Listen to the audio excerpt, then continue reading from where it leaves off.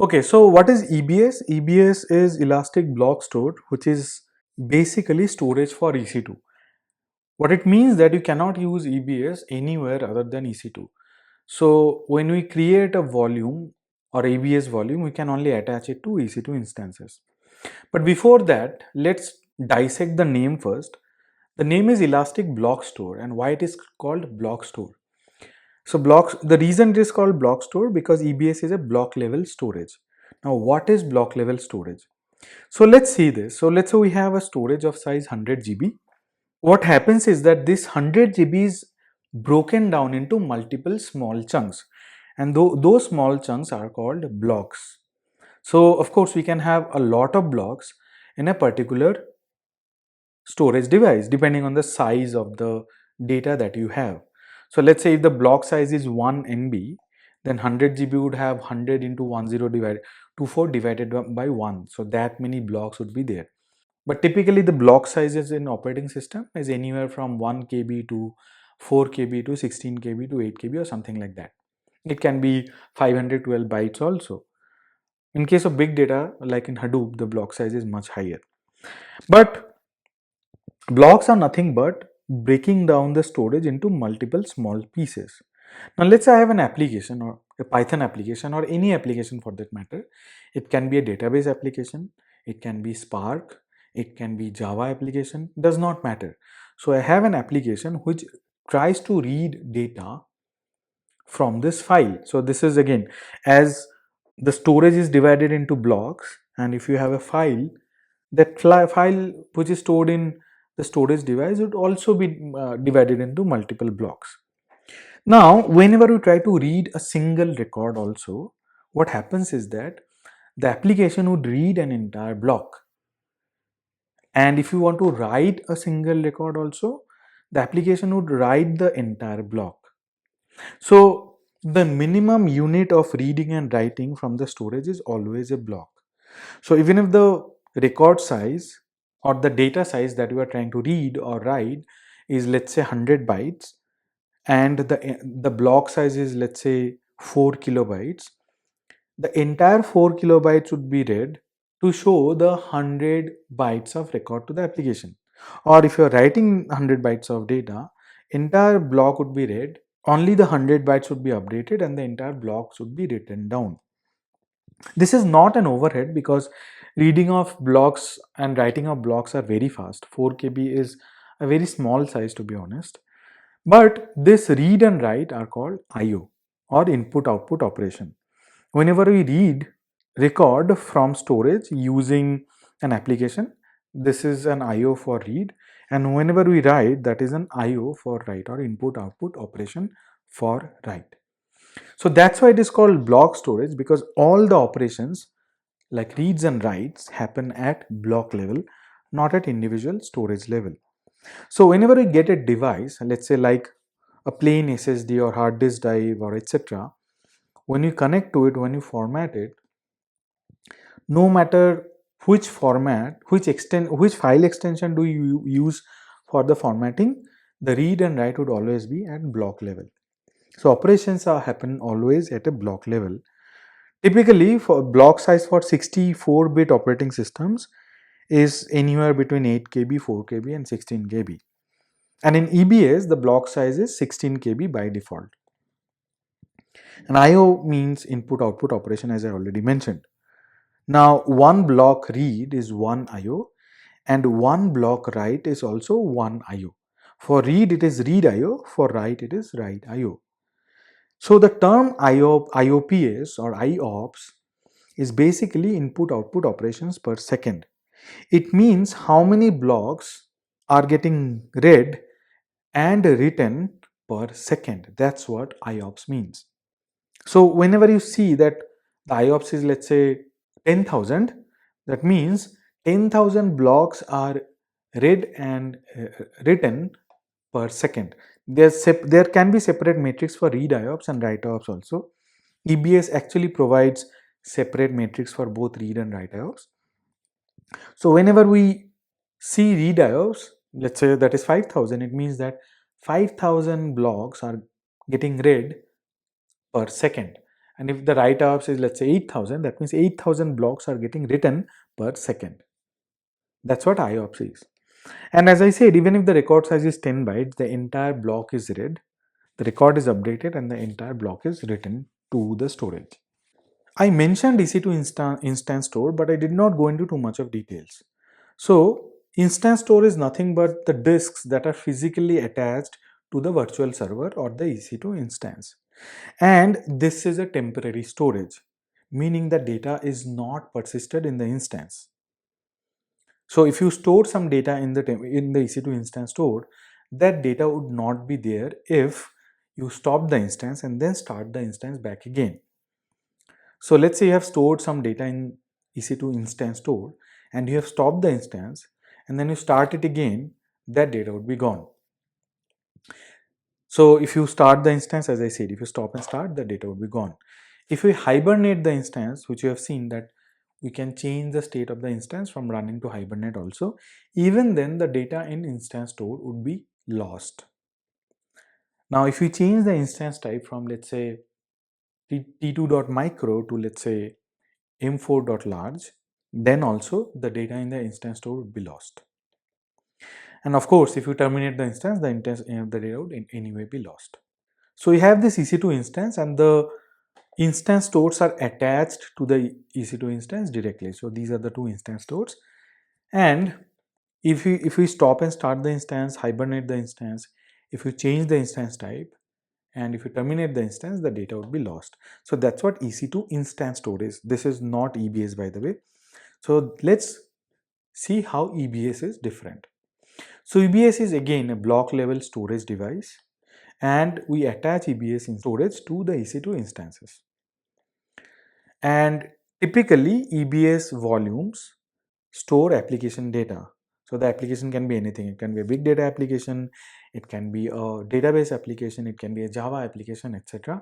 Does not matter, but the EBS volumes store application data. And we can modify the EBS volume to increase its size. So let's say you have created an EBS volume with 50 GB of storage. We can increase it to, let's say, 60 GB or 100 GB.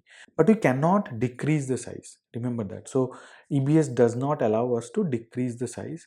This is a technical limitation. Then we can change the IOPS also. So when we create an EBS volume, we can provide the IOPS also.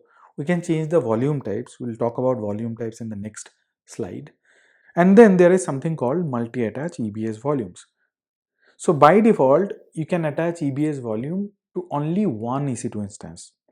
Of course, one EC2 instance can have multiple EBS volumes, but a single EBS volume cannot be attached to multiple EC2 instances for read and write. But multi-attach can be used to attach EBS volumes to multiple EC2 instances for read purposes only. If you want storage which can be attached to multiple EC2 instances for both read and write, then you should use something like EFS or Elastic File System.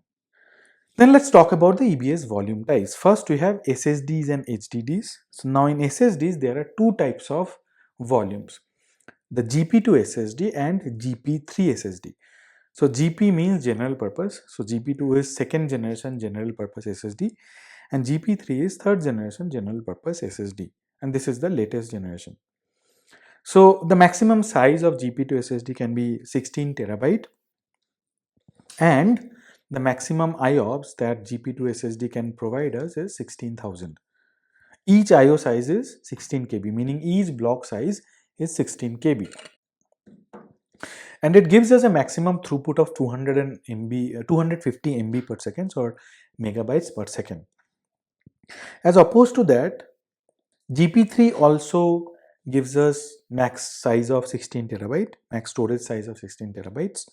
Max IOPS is still 16,000, but the IO size is 64 KB, meaning that each block size can be 64, which gives us a max throughput of 1 gigabytes per second, which is higher than GP2 instance.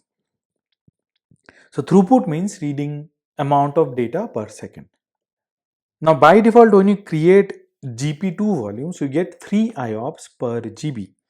So if the EBS volume size is 100, then we cannot get more than 300 IOPS. Now, as opposed to that, we can provision 500 IOPS per GB in GP3 volumes, which is much higher than GP2 volumes. Both GP2 and GP3 volumes provide single digit millisecond latency, but the performance in GP3 is much more predictable than GP2 volumes. And in GP3, we can provision additional IOPS also. And by the way, it is cheaper also. So if you are trying to use EBS volumes, better to use GP3 SSD. So let's have a short demo on it. Okay, now how do you create an EBS volume? So do we have a console for EBS? The answer is no. We do not have any separate console for EBS. We get the EBS option in EC2 itself. So here, this is my EC2 dashboard, and I have stopped both the EC2 instances. Let me go ahead and start this EC2 instance. And the third one is actually terminated, if you see. So this one is stopped, and let me go ahead and start this EC2 instance. 3 I am appendix A1 EC2 instance 2. Okay, now where do you get the volume option? So if you scroll down, you have an option of elastic block store, and here you have volumes, snapshots, and lifecycle manager. So let's talk about volumes.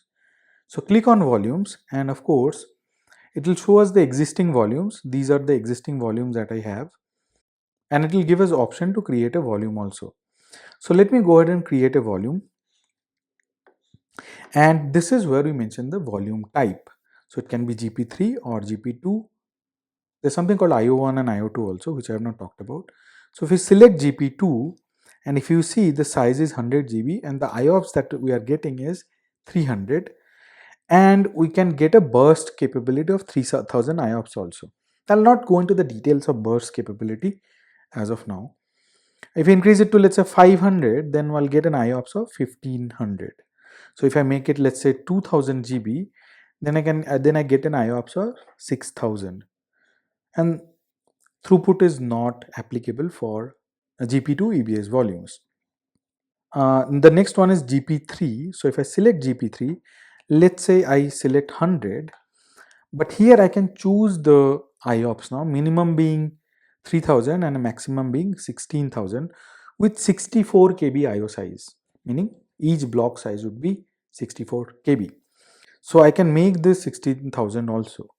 So it does not matter what size do I have. As long as it is 1:500, we are fine. So let's say I select a size of 20 GB. I cannot have the IOPS to be 1600 because the maximum storage into IOPS ratio is 500. So it can only be 10,000.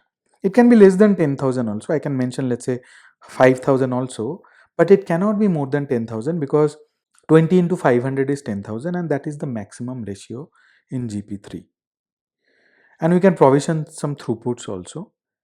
And then we mention the availability zone. Now this availability zone or AZ should be same as that of the EC2 instance where we are planning to attach this volume to. We cannot have an EBS volume in a separate AZ, an EC2 instance in a separate AZ and attach them. That is not possible. So that's how we can create EBS volumes. I'll not create it right now. Let me go back to the slide.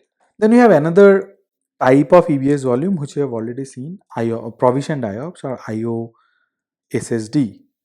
Now it is needed for high performance IO intensive workloads, and it delivers provisioned IOPS performance 99.9% of the time. I'll show you again what do I mean. So let's say in GP3 I select 200 GB, and let's say I mention 6000 IOPS. It tries to provide us, EBS tries to provide us 6000 IOPS of almost 70-80% of the time. But if you need IOPS, consistent IOPS throughout, then it's better that we use provisioned IOPS SSD. And there are two types of SSD, IO1 and IO2. IO2 is the latest generation. Max size is 16 terabyte. Max IOPS is 64,000 with 16 KB block size. Max throughput is 250 megabytes per second, and max IO size is 256 KB for IO1 provisioned SSD. For IO2, the max size can be 64 terabytes, and the max IOPS can be whopping 256,000. And if you see, the throughput is also 4 gigabytes per second with a max IO size of 256 KB. Now it gives sub-millisecond average latency, not single digit millisecond. IO2 gives us sub-millisecond average latency. Let's look at how do you create IO2, IO1 and IO2 volumes. And again, click on create volume, and instead of GP3 and GP2, you can mention IO1 and IO2. So select IO1. So in IO1, we cannot provide more than 6000 IOPS because the ratio is 1:50, lesser than GP3. So this is a previous generation provisioned IOPS. So as you can see, I cannot provision 6000 because the maximum allowed is 5000, 1:50 being the ratio. So the remaining options are same, the AZ, the snapshot ID, etc. So this is what IO1 is. But if I select IO2, the maximum IOPS per GB that we can get is 1000. So even with 100 GB of data, I can get 30,000 IOPS. I cannot get more than this. It cannot be more than 1000 times, which is 100,000 actually, which is pretty high. So this is how we create IO1 and IO2. Now one thing is that if we need IO2, if we provide the IOPS, there would be additional charges for the IOPS that we mentioned in IO2. So obviously IO1 and IO2 are costlier than GP2 and GP3. Then you have two types of HDD volumes, ST1, which is magnetic storage and it is used for frequently accessed data, and then you have SC1 or cold storage, which is also magnetic but it is used for cold data. I'll not go into too much of details on HDD storage because these storages are rarely used in today's date because SSD has become so cheaper. Now let's talk about snapshots. So we can take EBS snapshots which are separate than AMIs. So when you create an AMI takes the backup of the root volume and the additional data volumes also. But using EBS snapshots, you can take snapshot of just the EBS volumes. So if you are taking EBS snapshot, it does not make sense that you include these data storages or data volumes in the AMI. So these are backup of EBS volumes. Now the EBS snapshots are incremental in nature. What do I mean by that?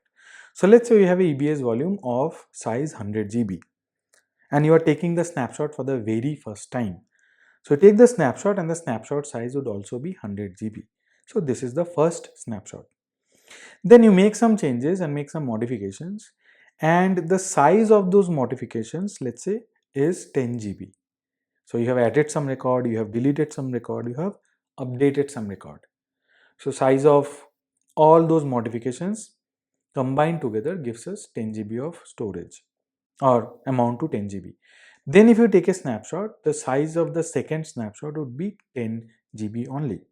Now let's say we make more modifications, and this time the total modifications amount to be 50 GB, and now if we take a snapshot, the size of the third snapshot would be 50 GB.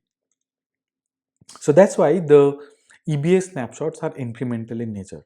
Now how EBS snapshots keep track of the original data which has not been changed?